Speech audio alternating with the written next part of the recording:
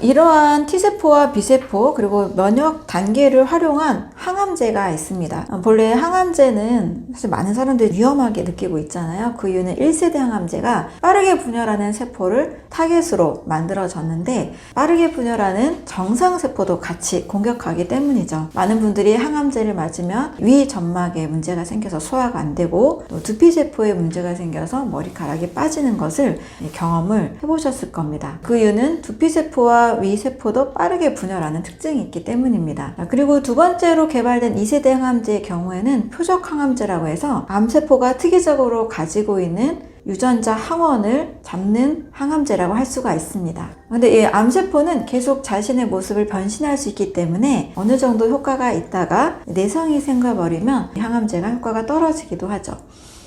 이렇게 1세대와 2세대와는 좀 다르게 암세포를 집중한 게 아니라 우리 몸의 면역세포에 집중한 항암제가 바로 3세대 면역항암제입니다.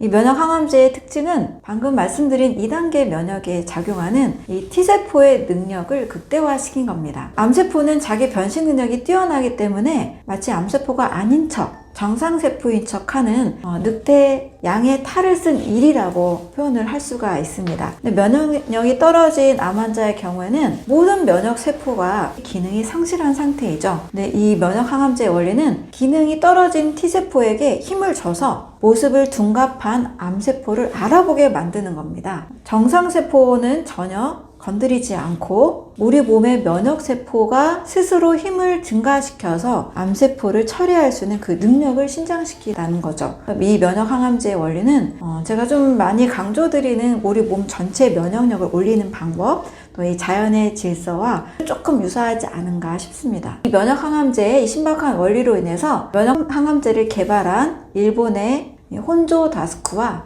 MD 앤더슨에 있었던 제임스 앨리슨이라는 사람은 공동으로 노벨상을 수상하기도 했습니다. 이 면역항암제가 얼마나 효과가 있는지 그 임상 실험 중에는 유명한 대통령인 지미 카터 대통령도 더 이상의 그 항암제를 쓸 수 없는 상태까지 이르러서 이 면역항암제 임상실험을 했었는데요.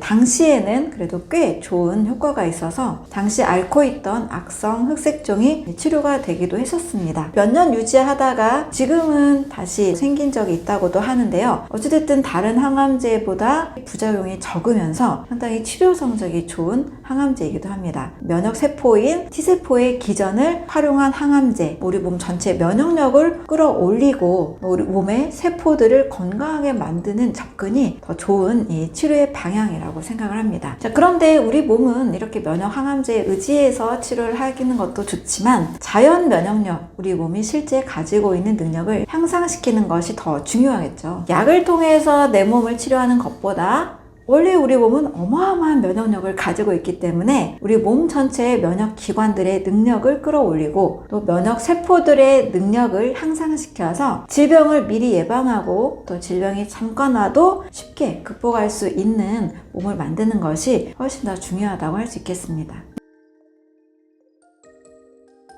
면역력이 떨어진 분들이 요즘 참 많으신데요. 그 5가지 이유를 한번 살펴보겠습니다.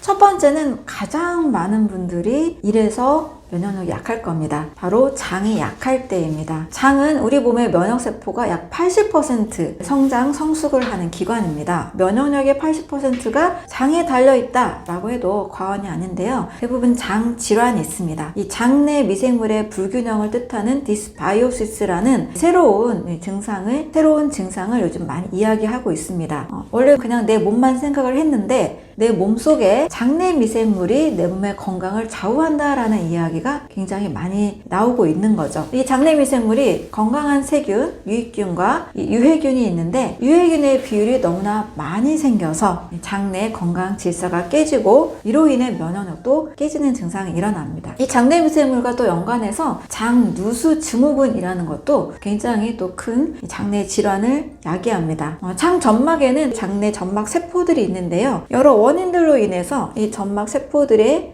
접합이 틈이 생기는 것을 장누수라고 합니다. 이 틈을 통해서 장 속에 있는 유해한 물질들, 아직 소화되지 않은 성분들, 글루텐, 약물들이 흘러나오게 되는 거죠. 몸속에 이런 성분이 흘러나오면 몸에서는 당연히 염증 반응을 일으킬 수밖에 없습니다. 그래서 디스바이오시스, 장내 미생물의 불균형과 장누수 증후군으로 인해서 많은 사람들이 장이 약해지게 되고 장으로 인한 면역력 저하와 많은 질환들이 생겨나고 있습니다. 두 번째로는 장과 함께 간 기능이 약할 때입니다. 간이라는 장기는 인체의 거대한 화학 공장이라고 하죠. 약 500가지 일을 한다고 알려져 있는데요. 우리가 피가 중요한 생명의 원천이라고 알고 있는 것처럼 이 피의 생성, 조혈작용을 하는 것도 간이 하고 있고, 또 많은 면역 세포들이 만들어질 때는 면역 단백질이 필요하고 그 성분들이 필요한데요. 이런 다양한 성분들, 면역 단백질을 생성하는 것도 간에서 합니다. 그런데 여러 원인들에 의해서 이 간이 조혈 기능과 또 면역 단백질 생성 능력이 떨어지게 되면 당연히 면역 세포가 건강하게 만들어지지 않고 또 조혈 작용이 제대로 이루어지지 않겠죠. 그래서 간 기능에 문제가 있을 때 지방간이든 간염이든 간경화, 이런 모든 간의 전반적인 건강 상태가 망가졌을 때 당연히 면역력이 떨어질 수밖에 없습니다. 세 번째로는 바로 이 장 기능과 간 기능과 연결된 내용인데요. 바로 독소 음식을 많이 먹었을 때입니다. 왜 장이 망가지고 간이 망가질까요? 건강에 좋은 음식을 먹었다라면 크게 문제가 없을 텐데요. 독이 되는 음식을 너무나 많이 먹기 때문입니다. 대표적으로는 초가공식품들이 있겠죠. 우리가 편의점이나 마트, 또 밖에서 만들어진 그냥 간단한 음식들을 먹다 보니 자연 유래 음식보다 가공된 형태를 먹게 됩니다. 이 안에는 각종 첨가물들이 들어있고 또 영양의 불균형을 일으키기가 아주 쉽습니다. 또 약물이나 다양한 화학 물질들로 인해서 간과 장에 이 독소가 축적이 되기가 아주 쉽습니다. 또 복잡하게 다양한 음식을 동시에 많이 먹는 것도 우리 몸에서는 이 수많은 대사산물이 독소로 작용할 수 있기 때문에 잘못된 식사법도 문제가 될 수 있습니다.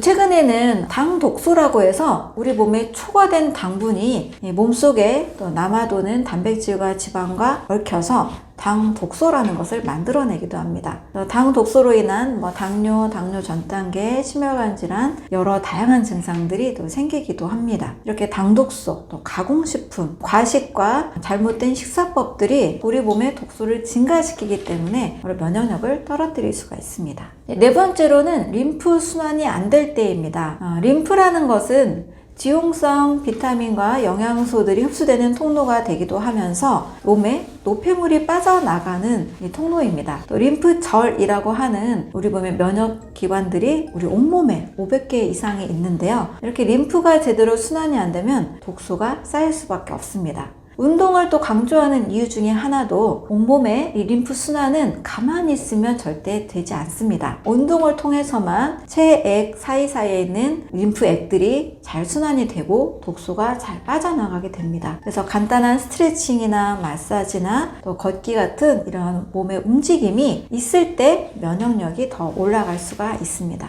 다섯 번째는 효소가 부족할 때입니다. 우리 아이들은 입에서 침이 줄줄줄 흐르지만 노인이 될수록 또는 병이 깊을수록 이 효소가 없다라는 말을 들어보셨을 텐데요.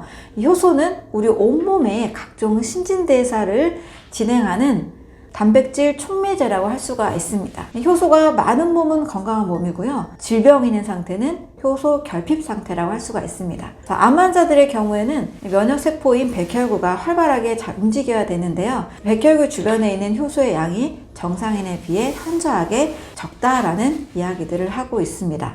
효소가 많은 몸을 만드는 것, 생명에 작용을 하는 효소가 많은 상태가 바로 건강한 상태라고 할 수가 있습니다. 자, 이렇게 장이 약하고 간이 약하고 독소 음식을 먹고 림프순환이 안 되고 효소가 부족할 때, 이럴 때 온몸의 면역력이 떨어지니까요. 우리 몸 전반적인 간과 장과 또 림프, 몸에 또 독소를 줄이는 이런 방법들이 건강한 면역력을 만들 수가 있습니다.